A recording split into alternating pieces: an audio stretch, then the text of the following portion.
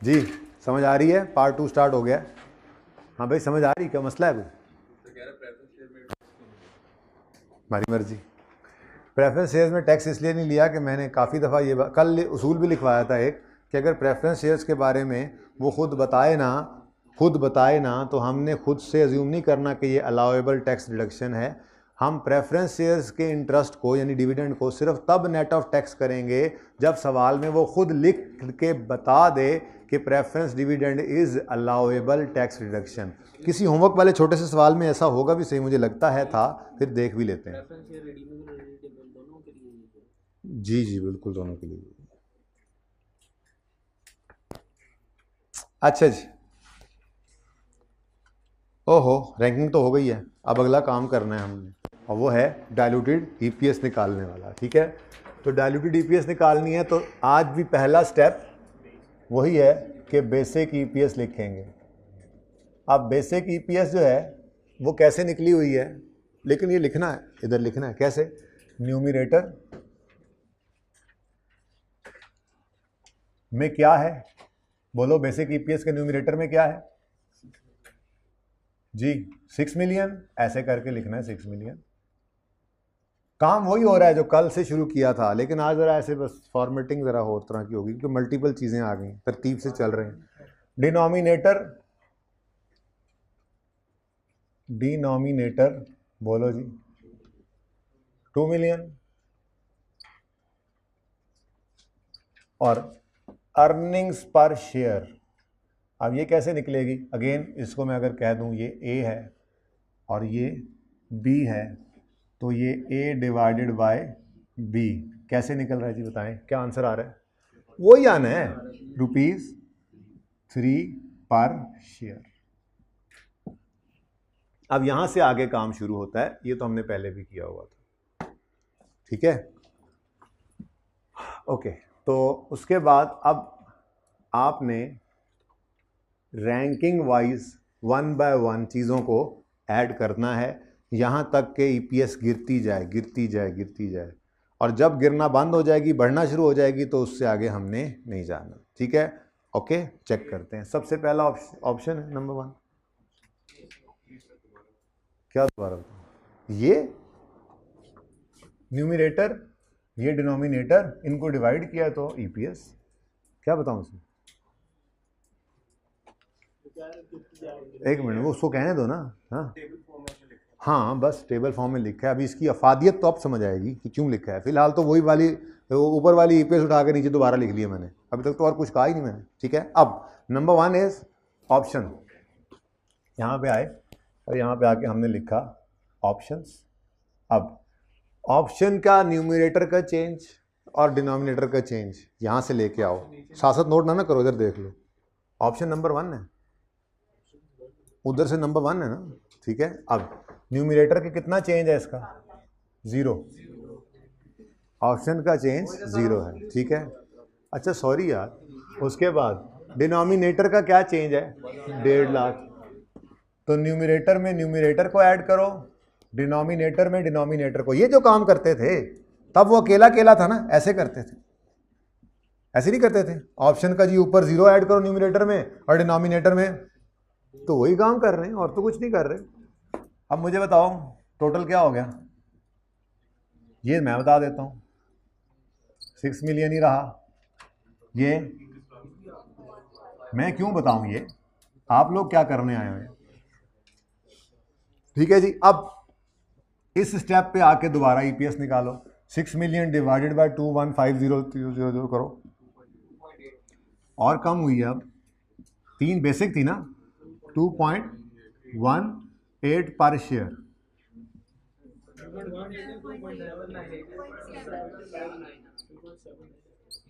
यार कुछ नहीं होता यार इन बातों से, नहीं अब नहीं करूंगा, जो खपना था वो मैंने खप लिया अब। ठीक है जी, तो रैंकिंग 1 ऐड होकर ईपीएस देखी डाइल्यूट हुई है।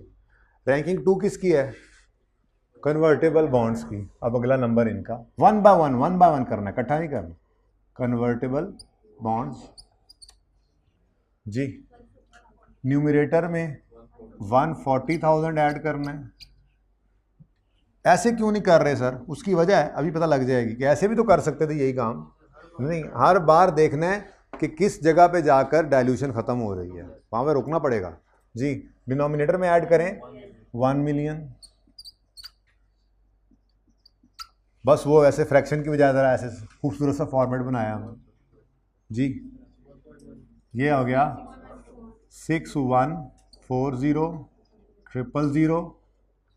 3150 000 1.95 पर शेयर। अभी भी काम नीचे जा रहा है, ठीक है जी। नंबर 3 किसका है? Change in numerator 7 lakh, change in denominator total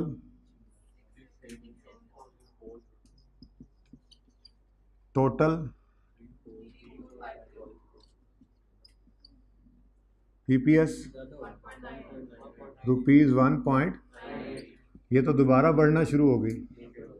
इसका मतलब अब देखो, ये वो अलग अलग था इसलिए उस तरह समझ आ रहा था। यहाँ पर अब क्या कहेंगे कि अब प्रेफरेंस शेयर्स एंटी डाइल्यूटिव हैं, इसलिए हमारी डाइल्यूटेड ईपीएस 1.95 क्या है जी? Diluted EPS. अच्छा, अब दिनों में ये ख्याल आएगा, अगर 6-7 चीज़ें होती टोटल, ये 2 पर डाइल्यूट हुआ, तीसरे में बढ़ गया, तो अगली चेक ना करते? क्यों ना करते? हमने रैंकिंग जो पहले कर ली है। अगर नंबर 3 रैंक वाले ने एंटी डाइल्यूटिव हो गया है, तो 4 वाला तो उससे भी ज्यादा होगा, 5 वाला उससे भी ज्यादा, चाहे 10 इंस्ट्रूमेंट पड़े हैं यहां पर। अगर रैंकिंग की है तो की ही इसी वजह से है ना, कि जिस वक्त एंटी डाइल्यूशन स्टार्ट हो गई है उससे आगे मत जाओ, उससे आगे वाले सारे उससे भी ज्यादा मनहूस, ज्यादा बढ़ते जाएंगे, ठीक है? ओके, तो क्या करेंगे, दोबारा सुने। स्टेप 1 बेसिक ईपीएस निकालेंगे, उसके बाद स्टेप 2 कन्वर्टेबल इंस्ट्रूमेंट्स जितने भी हैं उनको रैंक करना है। रैंक करने का तरीका क्या है? आपने इंक्रीमेंटल ईपीएस निकालनी है। इंक्रीमेंटल ईपीएस निकालने का तरीका क्या है? चेंज इन न्यूमरेटर और चेंज इन डिनोमिनेटर लेकर ये निकाल लेंगे। लोएस्ट जो होगी वो नंबर 1 पे होगी, ठीक है? ओके, रैंकिंग में जो सबसे कम इंक्रीमेंटल ईपीएस वाली होगी वो सबसे ज़्यादा डाइल्यूटिव है, तो रैंकिंग कर ली। रैंकिंग करने के बाद फिर हमने डाइल्यूटेड ईपीएस निकालने की तरफ चलना है। तो पहले बेसिक ईपीएस लिखकर नंबर 1 को ऐड करके देखेंगे डाइल्यूशन हो रही है, ओके हो रही है। फिर नंबर 2 रैंक को ऐड किया, डाइल्यूशन हो रही है जी, हो रही है। नंबर 3 को ऐड किया, ये उल्टा बढ़ना शुरू हो गया, तो फिर यहाँ पे रोक दो, ये एंटी डाइल्यूटिव इंस्ट्रूमेंट है, ये तो उल्टा बढ़ाने लग गया है, तो डाइल्यूशन तो बस यहाँ तक हुई, और डाइल्यूटेड ईपीएस भी 1.95 है, इससे आगे नहीं जाएंगे, ठीक है? अब अगली बात, मैंने ये कहा यहाँ पे लेट से 2-3 और भी इंस्ट्रूमेंट्स पड़े होते, वो 2-3 और इंस्ट्रूमेंट्स जो हैं मिसाल के तौर पे होते, तो आप कहते कि जी उनको भी चेक करना चाहिए। तो अगर रैंकिंग के अंदर उनका नंबर इसके भी बाद आ रहा है, तो फिर उन्होंने तो उल्टा और बढ़ाना है, तो इसलिए इससे आगे एक बार जब एंटी डाइल्यूटिव हो गया, रैंकिंग ने ये फ़ायदा दिया कि और मज़ीद आगे जाने की ज़रूरत नहीं है, इससे आगे सारे के सारे ही फिर इससे ज़्यादा ही हो रहे हैं, तो वो एंटी डाइल्यूटिव ही होंगे, ठीक है? तो ये है जी डाइल्यूटेड ईपीएस। एंजॉयड जी, तस्वीर लें, जो मर्जी करें।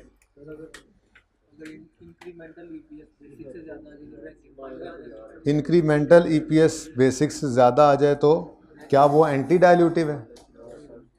नहीं। ओ सॉरी, क्या वो डाइल्यूटिव है? नहीं है, तो बस कहानी ख़त्म। नहीं तो रैंकिंग जब करोगे तो जो सबसे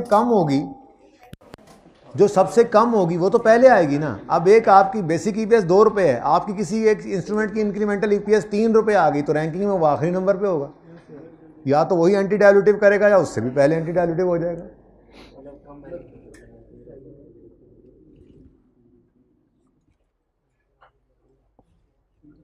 अच्छा जी, अब ज़रा आते हैं होमवर्क की तरफ। आपके 4 सवाल होमवर्क में तो मैंने दे दिए थे, अब कोई और सवाल बढ़ता है तो वो मैं देख लेता हूँ। कल संडे है ना, लेकिन ये टेक्निकल सवाल है, मज़ा आएगा।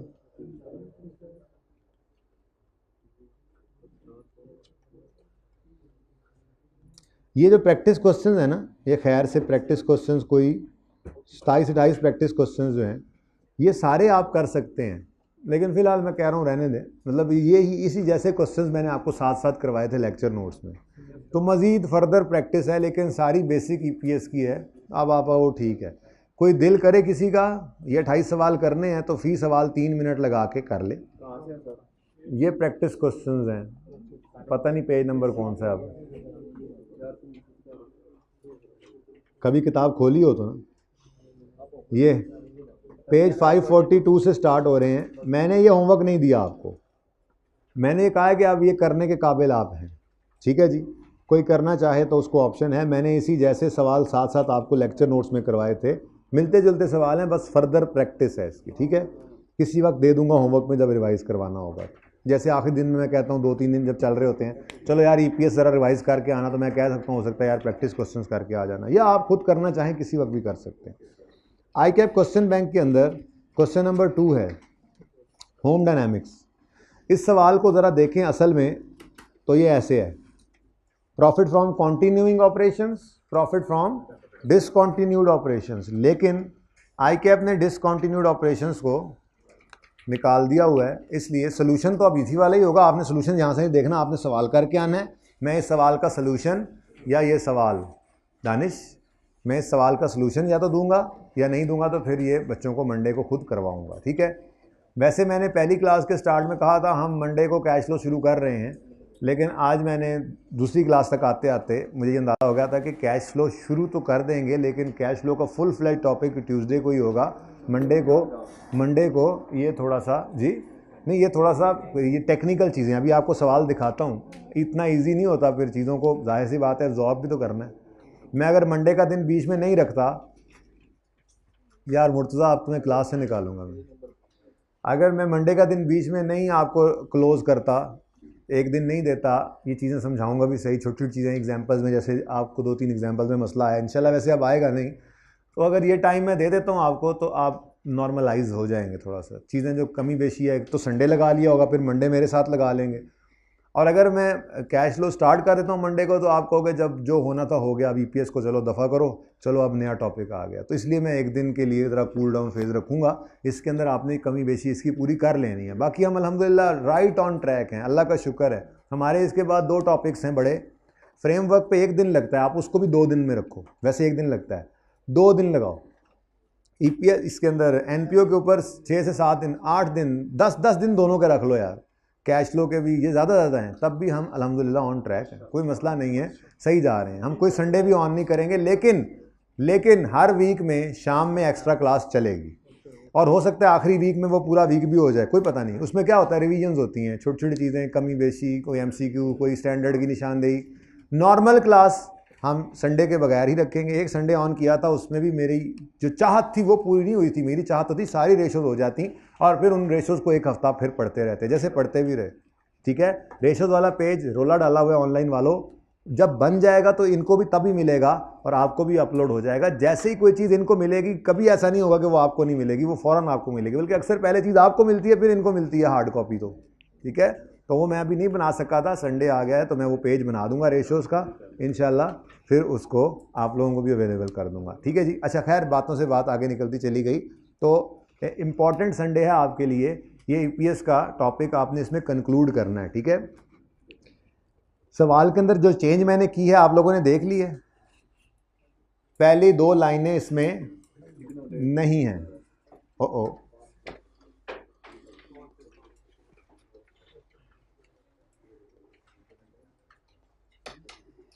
ठीक है जी, ये पहले थी। आई कैप ने बेटा अपनी किताब से डिसकंटिन्यूड ऑपरेशंस की डिस्कशन निकाल दी हुई है।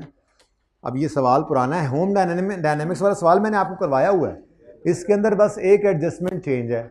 आखिरी एडजस्टमेंट जो मैंने आपको समझाई, जो असल मुश्किल चीज़ थी, वो जो एडजस्टिंग इवेंट था, 17 वाला बोनस का असर भी डाला था, वो वाली उस सवाल के अंदर है, इसमें वो नहीं है।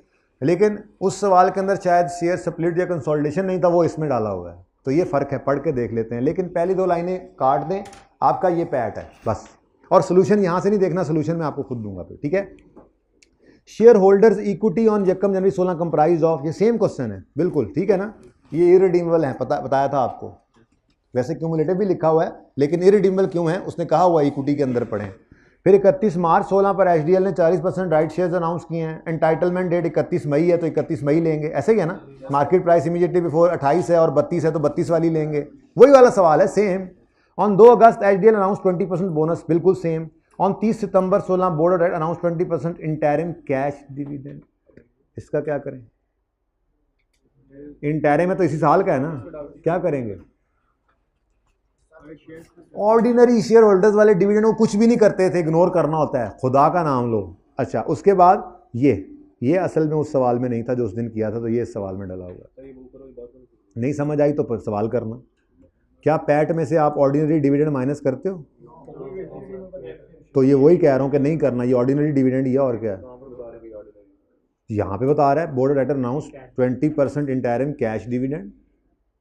तो ये कैश डिविडेंड किसका? ये डिविडेंड होते ही किसके हैं? ये ऑर्डिनरी के ही होते हैं। प्रेफरेंस वाले तो यहाँ पर लिखे होते हैं, ये प्रेफरेंस वाला तो ऊपर रेट दिया हुआ है, ठीक है।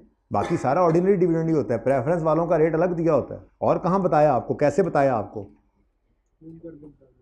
अगला पॉइंट देखो जो नया है,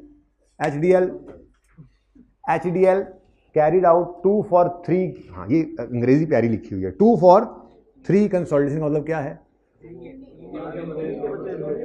2 for 3 का मतलब जिसको हम लिखते थे इस तरह से, every 3 became 2, every 3 became 2, ये है 2 for 3 कंसोलिडेशन। रिवर्स स्प्लिट भी से कहते हैं कंसोलिडेशन। 2 for 3 का मतलब क्या है? 2 for 3 कंसोलिडेशन हुई है, तो 2 for 3 का मतलब क्या है? every 3 became 2। एक तो ये आपका होमवर्क है। इसमें से अगर ये निकाल दें ना डिसकंटिन्यूड वाला कॉन्सेप्ट, तो इसके पल्ले कुछ भी नहीं, सवाल आपने किया हुआ। ये बस फर्दर प्रैक्टिस है, आपको मजबूत करने की ज़रूरत है। और इसमें सिर्फ बेसिक ईपीएस निकालनी है आपने, डाइल्यूटेड नहीं है, लेकिन ये बेसिक ईपीएस सारा रिवाइज कर रहा है। इसमें अनफॉर्चुनेटली रुपयों वाले मार्केट प्राइस वाले शेयर्स नहीं हैं, चलो कोई बात नहीं, खैर है। राइट इशू भी है, बोनस स्प्लिट में से भी एक आ गया, बोनस भी है, कंसोलिडेशन भी है, ठीक है, तो ये बेहतरी हो जाएगी इसमें। उसके बाद ये कर लिया था हमने, बहुत इंपॉर्टेंट क्वेश्चन है 6 और 7, आई कैप ने नए डाले हैं अपनी किताब के अंदर। पता नहीं सारा कुछ ही मैंने कहा था लिखना था, यहाँ आई कैप की एग्जाम्पल नंबर लिखनी थी, खैर चलें, ये तो अब मिस हो गए, इसके अंदर 1-2 ना एग्जाम्पल नंबर्स लगे हुए हैं इस चैप्टर में। चलें, ये दोनों करनी है एग्जाम्पल, ये क्वेश्चन नंबर 6 और 7 मैंने कहा ये बहुत इंपॉर्टेंट है, ये इस दफ़ा आई कैप ने नए डाले हैं सवाल, पढ़ के देखते हैं कि इनमें क्या है। The profit after tax earned by AAZ Limited during the year 31 December amounted to 127. The weighted average number of shares outstanding during the year were 85.22 million.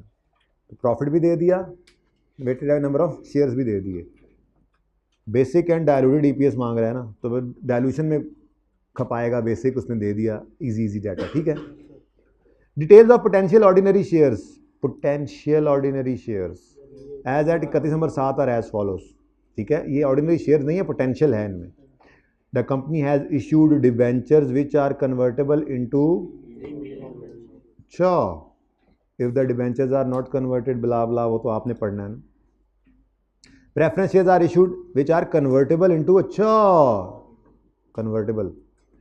Company has issued options carrying right, अच्छा, 3 है, 3 ranking करनी पड़ेगी, ठीक है। वैसे ज़रा solution पे वैसे नज़र मारो कि क्या ऐसा ही फॉर्मेट है जैसा अभी हमने आज किया है, वैसे ही जस्ट क्वेश्चन बैंक 6 के सोल्यूशन पे ज़रा नज़र डालो। रैंकिंग शैंकिंग कहीं नज़र आ रही है? वापस पर्चा पास करना है तो इससे ज़्यादा नहीं पढ़ना, इससे ज़्यादा नहीं पढ़ना, पढ़ नहीं बैग है।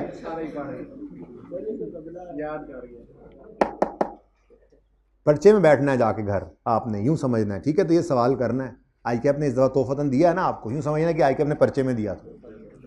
Next, Peachtree Limited was incorporated on यकम जुलाई 20, 30 जून 22, 21 और 22, अच्छा ठीक है, चुप कर जाओ। Oh, net profit, revaluation, detail of shares in bonds issued by PTL since its incorporation are as follows. 50 million ordinary shares having par, अच्छा 10 million 12% redeemable preference shares having par value of these are, oh अच्छा, further 1 on यकम फरवरी 21 further 20 million shares are issued at par. अच्छा market वाले। On यकम अक्टूबर 40% right issue were issued at a premium. अच्छा नहीं अभी अच्छा वाला नहीं आया। अच्छा मुझे कहीं पे वो नज़र नहीं आई, ये फेस वैल्यू भी है। अच्छा राइट इशू है, ठीक है आगे। ऑन यकम नवंबर 30 मिलियन कन्वर्टेबल बॉन्ड्स। ओ अच्छा वाले, तो इसमें मिक्सचर है, मिक्सचर। अब ये सवाल इसलिए अच्छा है कि बेसिक ईपीएस निकालते हुए भी आपको थोड़ी सी मेहनत करनी पड़ेगी, वेटेड एवरेज शेयर्स वगैरह निकालेंगे और डायलूटेड भी, ठीक है। लेकिन ध्यान ये रखना जो शेयर्स इशू हो गए हैं वो वेटेड एवरेज कैलकुलेशन में आएंगे बेसिक ईपीएस में, और जो कन्वर्टेबल हैं, ये नंबर 2 वाला हो गया, नंबर 5 वाला हो गया, ये बेसिक ईपीएस कैलकुलेशन में नहीं आने, ये इशूड नहीं है। लेकिन जब बेसिक ईपीएस निकल आएगी उसके बाद हम कहेंगे अगर ये भी हो जाए कन्वर्ट। अब 2 हैं तो रैंकिंग करनी पड़ेगी जरा, वैसे चाहती मार्क ध्यान वाली जाती है। क्वेश्चन 7 वैसे ही सोल्यूशन है, मिलती हुई चीजें नजर आ रही हैं, वेटेड एवरेज शेयर नजर आ रहे हैं, कुछ ऐसा कुछ नजर आ रहा है, जरा कुछ नहीं नजर आ रहा, वापस कर दो, फिर पहले सवाल करना फिर चेक करना, होना है वैसे। चलो ये भाई एक, मुझे नहीं पता भाई, आपका पर्चे में सवाल आ गया, मुझे नहीं पता। 7 हो गया, 6 हो गया, चेंज्ड 2 हो गया, और पास पेपर 1 जो है ये लास्ट टाइम तक मैंने, यार इस पे मार्क्स भी नहीं लिखे, पता नहीं इनको ना कोई यहाँ पे फॉर्मेटिंग गड़बड़ हुई है। अच्छा ये मार्क्स मेरे ख्याल में 7-8 नंबर के दोनों पार्ट्स, मतलब एक पार्ट 7-8 का, दूसरा भी 7-8 का था। आई कैप का पास पेपर है लेकिन 570, लेकिन इसमें ना ये थोड़ा सा ये वाला जो पैरा है ना, ये बेसिकली ऐसा था, ईपीएस 2 अटेम्प्ट पहले आया है, 2-3 सवाल आ चुके हैं। चांद लिमिटेड वॉज इनकॉर्पोरेटेड, इसमें ना भाई 2 पार्ट्स हैं। पहला पार्ट है सीएल की चेंजेस इन इक्विटी बनाओ, चेंजेस इन इक्विटी भी बनानी थी, और साथ में पॉइंट 3 के अंदर प्रायर ईयर एरर भी पकड़ा गया था, तो IAS 8 और चेंज इन इक्विटी। लेकिन ये अलग है, इसका कोई ताल्लुक नहीं है पार्ट बी के साथ। जब ये पूरा कर लेना था आपने, स्टेटमेंट और चेंज इक्विटी बना लेनी थी, IAS 8 अप्लाई करके रीस्टेटेड वगैरह करा के, नोट शोट तो नहीं बनाना था ना, सिर्फ चेंज इक्विटी बनानी है, ठीक है। उसके बाद आपने पार्ट बी देखना था, तो उसने वहाँ पे बेसिक एंड डायलूटेड ईपीएस मांगी हुई। अच्छा सवाल है, तकरीबन कोई 14-15 नंबर का होगा ये मिलाकर दोनों पार्ट्स, ठीक है ओके। और ये कोई 2 अटैम्प्ट पहले की बात ही आया है अब, और 3 अटैम्प्ट पहले तो ईपीएस आया, 2 से 3 अटैम्प्ट पहले सिलेबस में आपके, पहले FAR 2 में होता था किसी ज़माने में, फिर FAR 2 से निकल के फाइनल में चला गया था, फिर वहाँ से फिर वापस आ गया, FAR 1 में आ गया, यहाँ से IFRS 15 निकला और निकल के चला गया आगे FAR 2 में। अब ये ज्यादती नहीं है, यहीं पढ़ना चाहिए था आपको। अच्छा चलें, PRC में होना चाहिए इसको, PRC में आप तो PRC में भी कुछ चीज़ें भेजनी चाहिए, रिकमेंडेशन देंगे हम।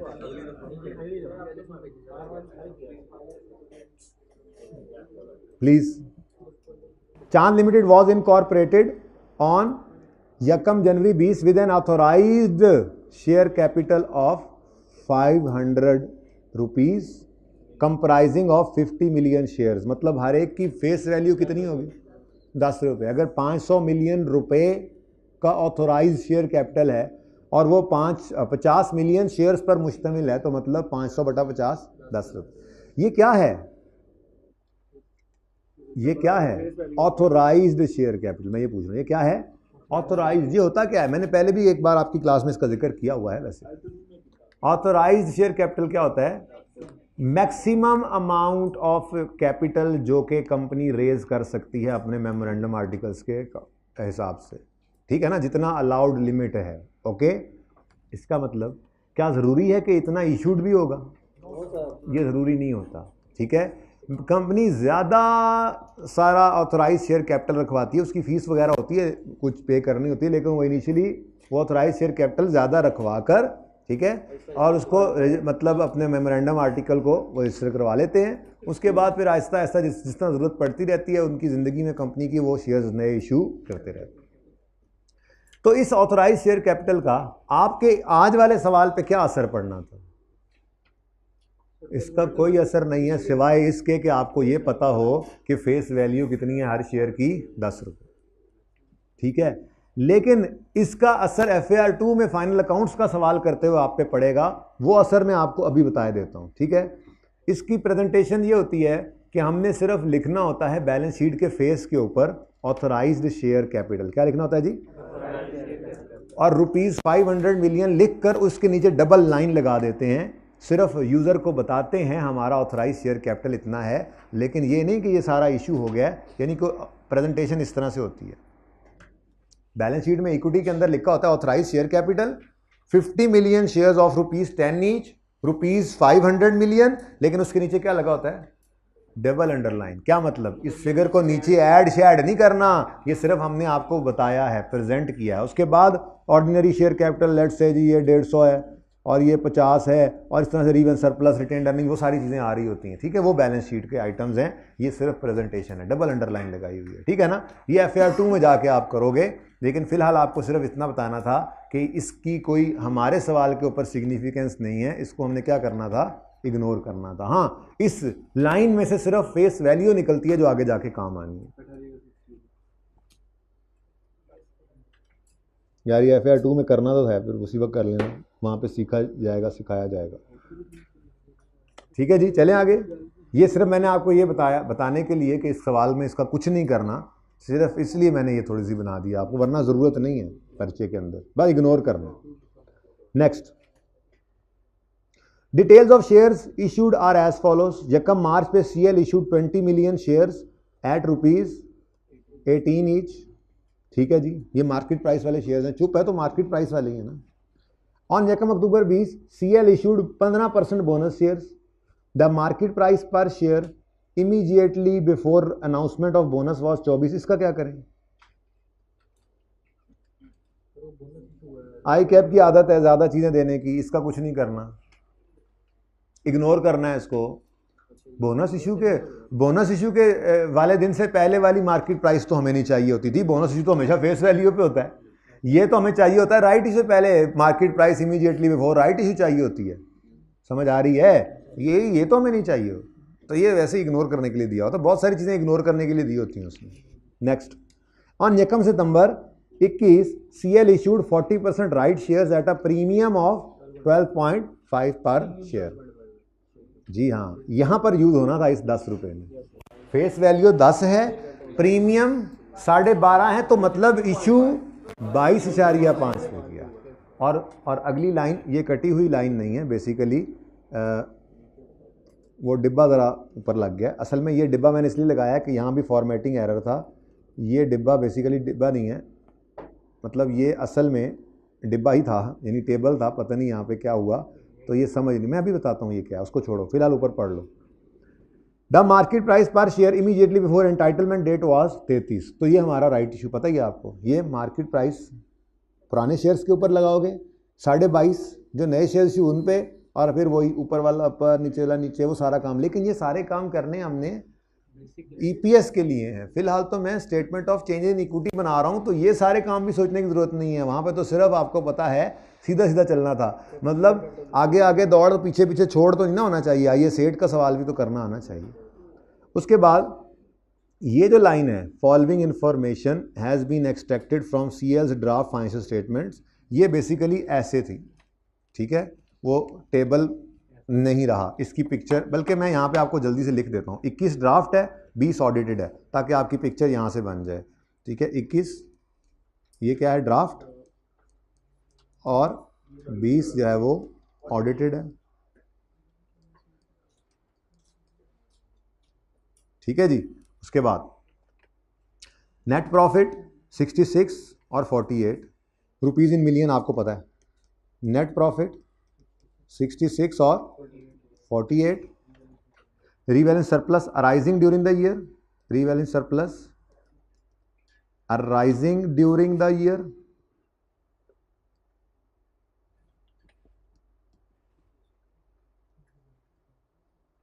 यूं लिख दूं during the year ji. Next कितना, 0.20। Next, transfer of incremental depreciation, transfer of incremental depreciation 4 और पिछले साल कोई नहीं। नेक्स्ट फाइनल कैश डिविडेंड, ऐसी कोई चीज़ तो मिलती जुलती देखी भी थी हमने ऐसा टेबल। फाइनल कैश डिविडेंड 10%, ठीक है जी। ये असल में इसकी जगह पे, अब इसकी जगह पे पूरा नहीं आना ये, तो बहरहाल गुजारा करें, ये ज़रा आपके लिए मैंने बेहतर कर दिया है।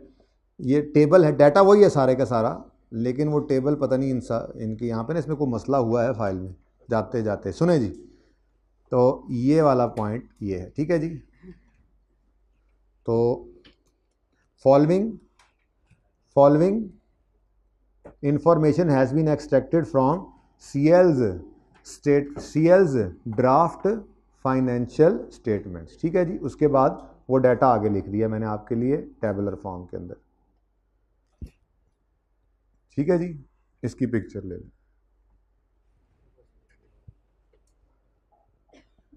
ये कौन सा पॉइंट है इस सवाल के अंदर, कौन सा पॉइंट है?